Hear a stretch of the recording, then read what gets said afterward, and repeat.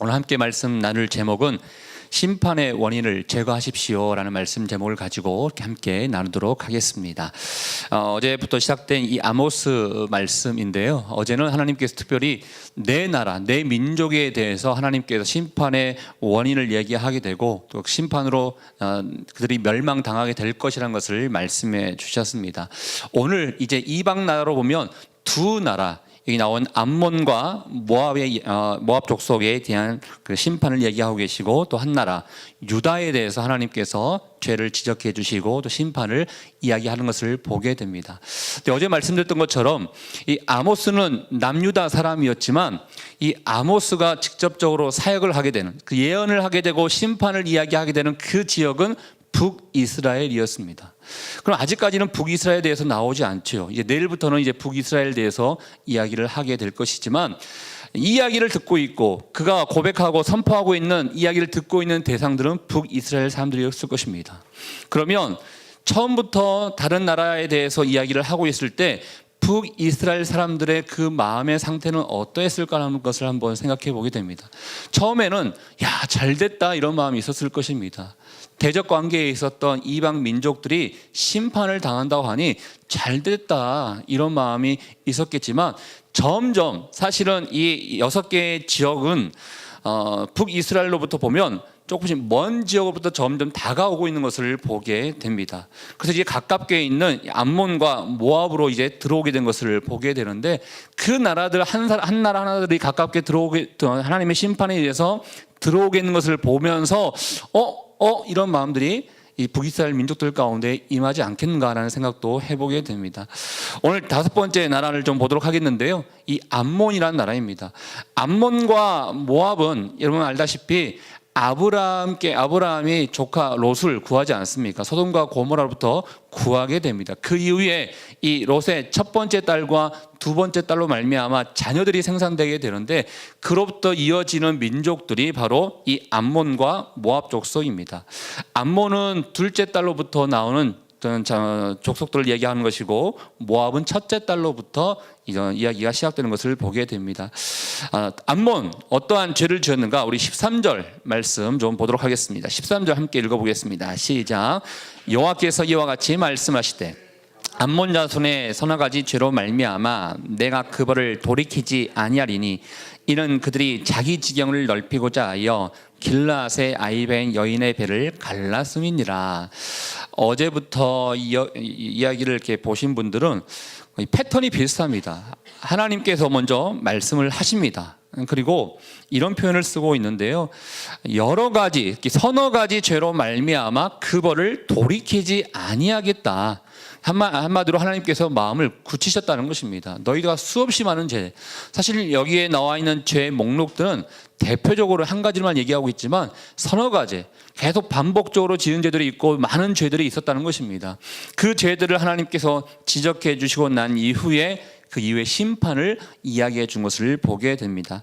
암몬이 대표적으로 지은 죄가 무엇인가 봤더니 자기 지경을 넓히고자 하여 길르앗의 아이벤 여인의 배를 갈랐음이니라 라고 되어 있습니다. 길르앗이란 지역은 어제도 말씀드렸지만 이 르우벤과 갓과 므낫세 반지파가 이 땅이 너무나 좋으니까 우리가 요단을 건너가지 않고 이곳에 살게 해주십시오라고 요청해서 머문 지역이 바로 이 길르앗 지역인 것입니다. 한마디로 좋은 땅이라는 것이죠.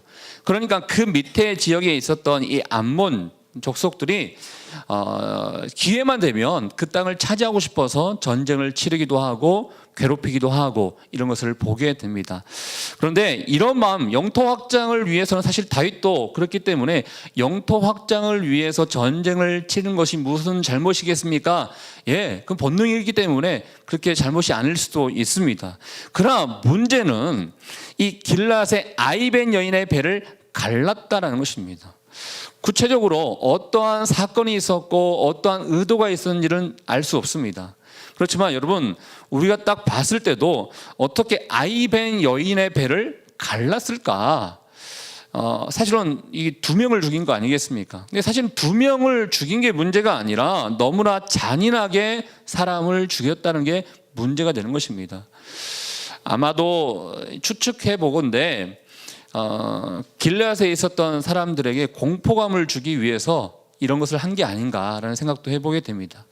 그런데 제가 한 가지 보고 싶은 내용은 자기 지경을 넓히고자 이 대목을 좀 봤으면 좋겠습니다. 여러분, 우리가 살다 보면 많은 것을 얻고 싶고 누리고 싶고 차지하고 싶어하는 그런 마음이 있습니다. 기회가 되면 더 많은 것을 누리면 좋겠죠. 기회가 되면 많은 것을 차지하면 좋겠죠.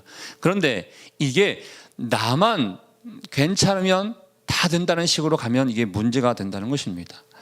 아까도 말씀드렸던 것처럼 자기 지경을 넓히고 영토 확장을 하는 것은 그 당시에 모든 나라들이 추구했던 것이기 때문에 문제가 되지 아니하는데, 그러면 영토 확장을 위해서 자기 것을 취하기 위해서 그냥 일반적인 전쟁을 치르면 되는데 너무나 잔인하게 죄를 저지르면서 취하려고 했던 게 문제가 된다는 것입니다. 한마디로 욕심과 탐욕으로 인해서 앞뒤 가리지 않고 내 것 취하기 위해서 무조건 전진해가는 그런 모습을 보게 된다는 것이죠. 사랑하는 여러분, 혹시나 우리에게 욕심 때로는 있을 수 있지만 이 욕심이 나만 취하면 된다라는 생각 때문에 혹시 남이 봤을 때도 너무 심한 욕심과 탐욕 가운데 있는 부분들이 있지 않는가를 한번 생각해 봤으면 좋겠습니다. 나만 잘 되면 그만이겠습니까? 그리스도인들은 나만 잘 되면 다른 사람이 다치던, 다른 사람들이 고통당하던, 다른 사람들이 망하거든 상관이 없다라고 생각하면 안 되는 사람들인 것입니다.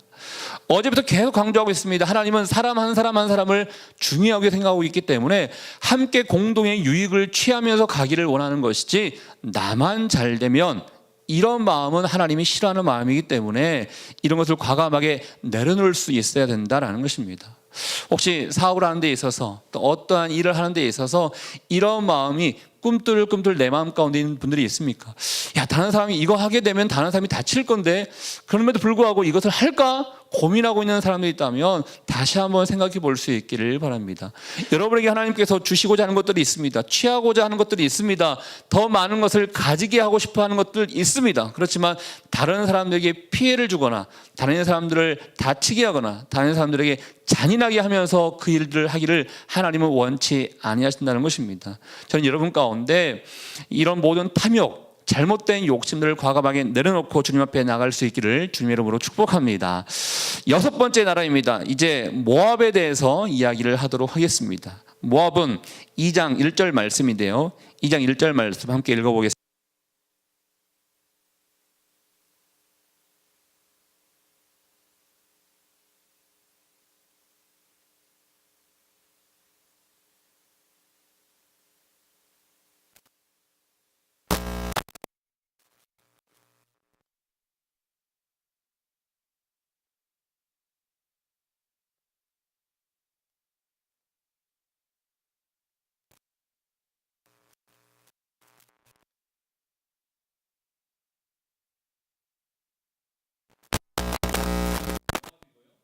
밑에 있는 지역이 에돔입니다. 그래서 이 에돔과 모압도 수시로 이렇게 전쟁을 이렇게 치렀습니다. 그러다 보니까 그 증오의 마음도 있을 것이고 복수의 마음도 있겠죠. 근데 에돔 왕의 뼈를 불살라 죄를 만들었다는 것은 이 왕의 묘를 파헤쳐서 그 안에 있는 뼈를 다시 빼서 불살랐다는 것입니다. 이것도 마찬가지로 잔인한 행동인 것입니다. 아마 에돔 사람들에게 이걸 보여줌으로 말미암아 너희 왕이 이렇게 된다. 한마디로 사실 그 당시에는 이런 그 마음들이 있었는데 우리로 말하면 부활 신앙이지만 잘못된 부활 신앙이 그 당시에 좀 있었습니다. 그래서 이 왕의 뼈가 잘 보존되고 왕의 묘들이 잘 보존됐을 때 다시 살아날 것이라는 잘못된 부활의 사상들이 그 당시에 있었기 때문에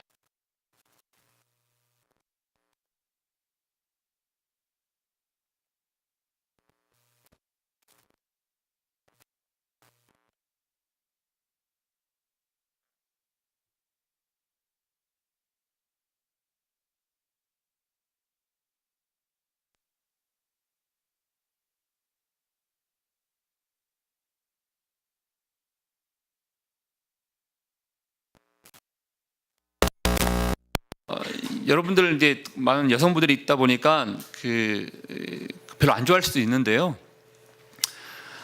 예전에는 권투를 이렇게 보다 보면 별로 이렇게 잔인하다는 느낌이 별로 없었습니다.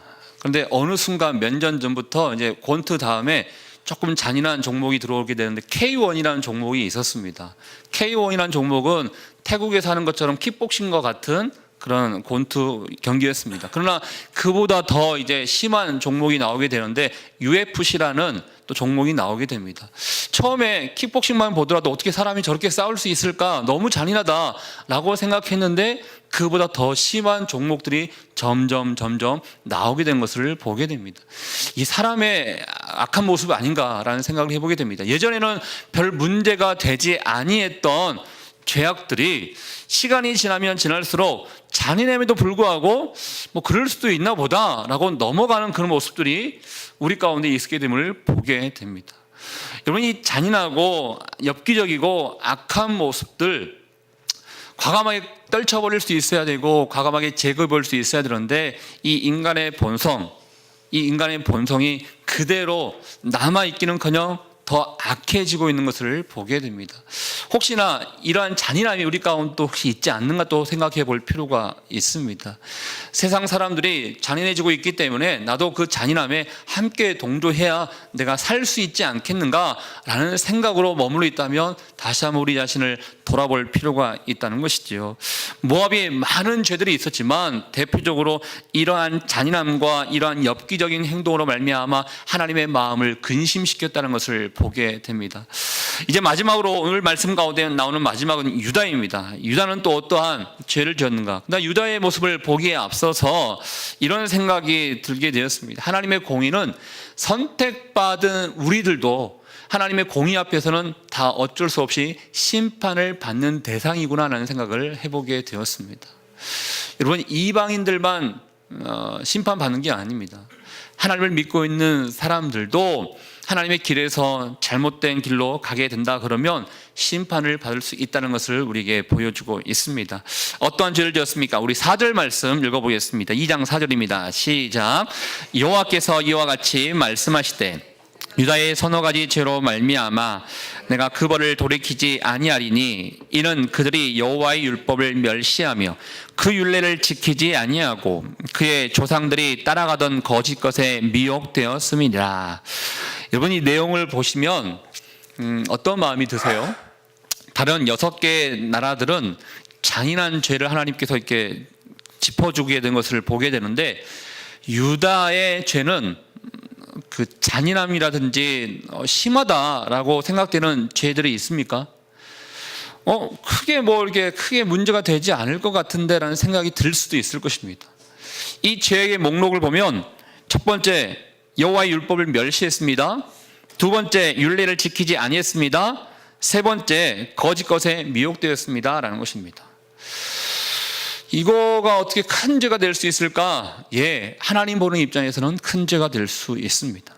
기준이 다릅니다. 세상 사람의 기준과 여러분의 기준이 다릅니다.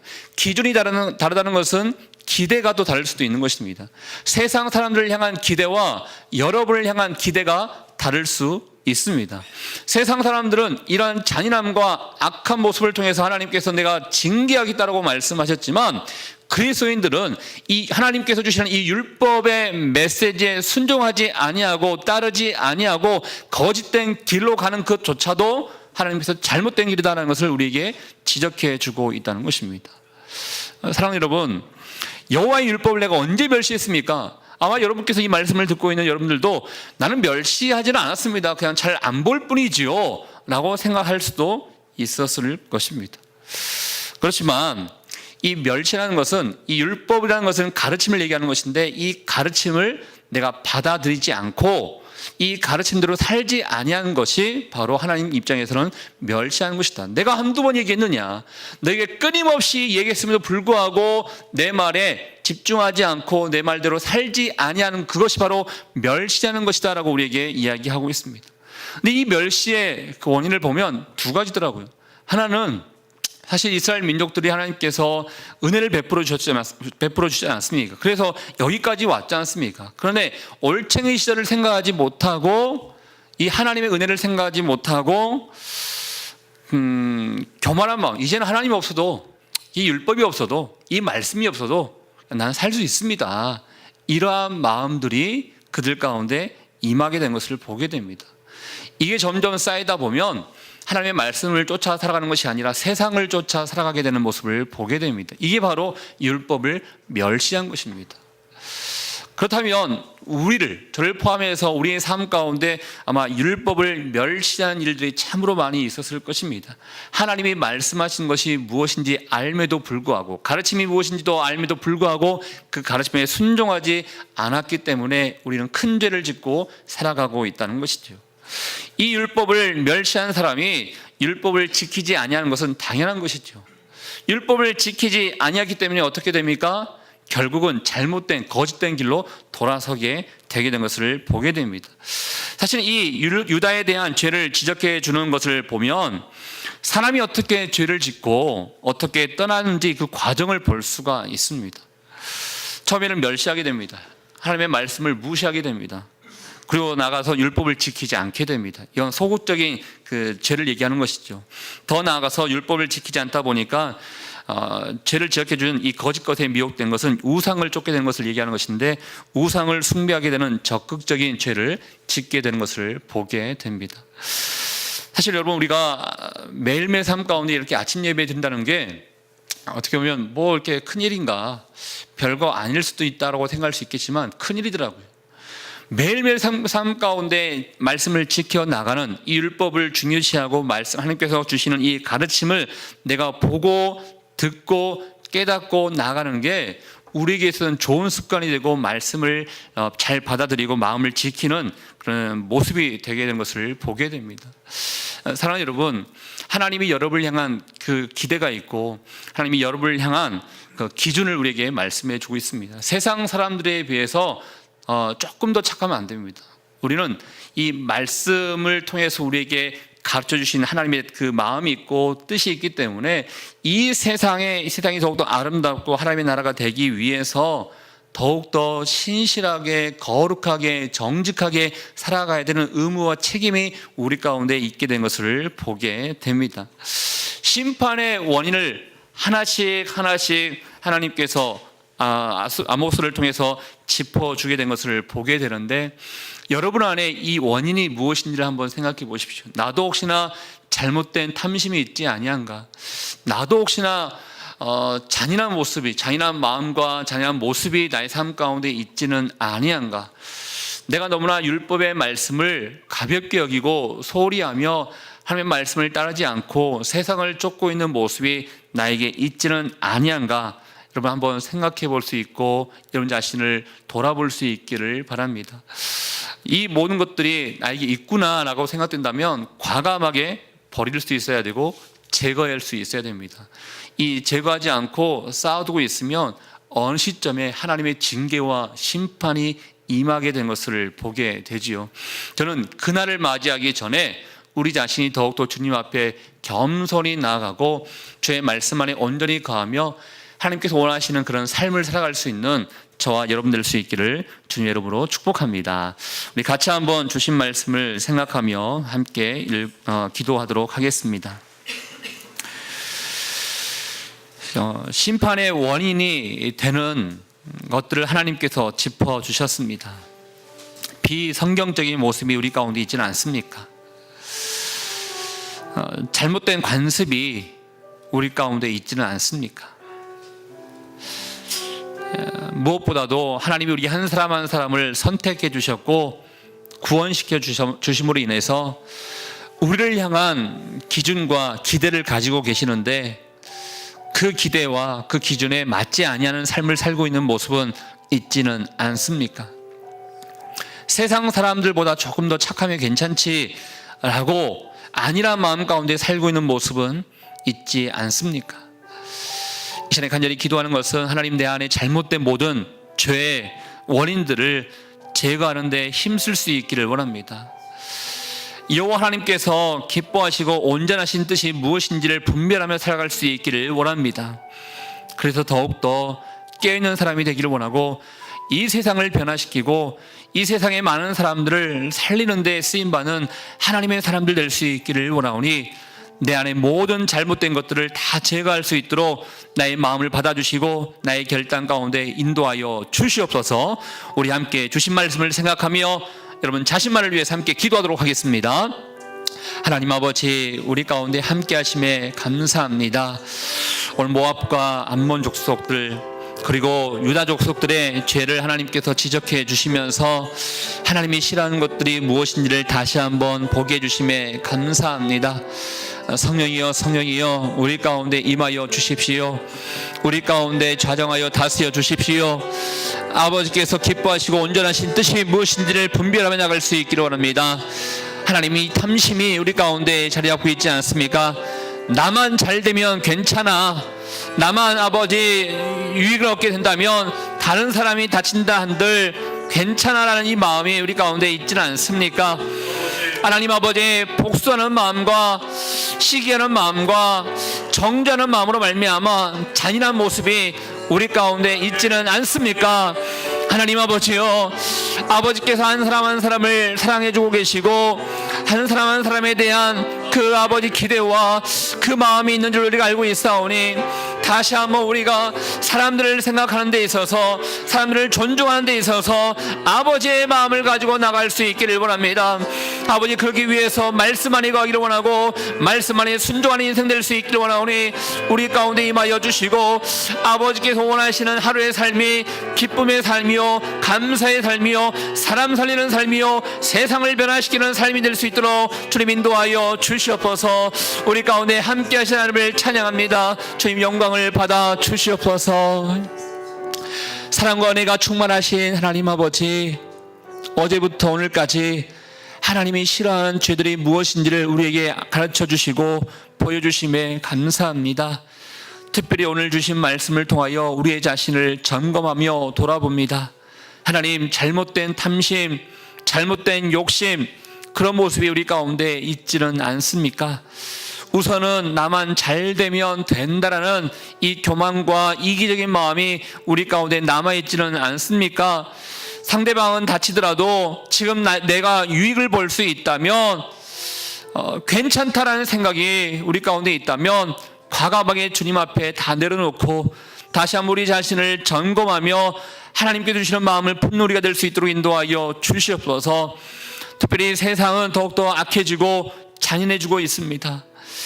그렇지만 우리들은 그것과 달리 더욱더 선해져야 되고 더욱더 하나님의 마음을 품고 많은 사람들을 살리고 세우는 데 쓰임받는 인생이 되어야 되는데 이 세상의 잔인함과 악독함이 우리 가운데, 우리의 마음 가운데도 자리 잡아 있어서 세상 사람들과 함께 발맞춰 가고 있고 동조하고 있는 부분들이 있지 아니한지 우리 자신을 돌아봅니다. 하나님, 우리는 세상과 다릅니다. 세상 사람들과 다릅니다. 하나님이 우리를 구원해 주셨기 때문에 하나님이 우리를 향한 그 기준과 그 기대가 다릅니다. 더욱더 신실하게, 더욱더 거룩하게, 더욱더 정직하게 이 세상 가운데 빛과 소금의 역할을 감당하는 데 쓰임받는 인생 될 수 있도록 주님 인도하여 주시옵소서. 그래서 우리가 세상을 변화시키기 원합니다. 많은 사람들을 살리기를 원합니다. 과감하게 이 심판의 원인으로부터 돌아섬으로 말미암아 세상을 구원시키는데 쓰임받는 인생 될 수 있도록 인도하여 주시옵소서. 그렇게 하실 주님께 감사와 영광을 돌려드리오며 지금 이 시간 우리 인생의 길과 진리와 생명 되시는 예수 그리스도의 은혜와 우리 하나님 아버지의 그 크신 사랑하심과 성령의 교통 위로 충만하심이 하나님께서 우리에게 주시는 그 마음을 다시 한번 품고 주님께서 우리에게 주시는 그 기준과 그 기대치에 부합하며 더욱더 신실하게 정직하게 살고자 고백하며 다짐하는 주의 백성들 한 사람 한 사람 머리 위에 우리 가정과 일터와 사람 살리는 교회 위에 이제부터 영원토록 함께하기를 간절히 축원하옵나이다.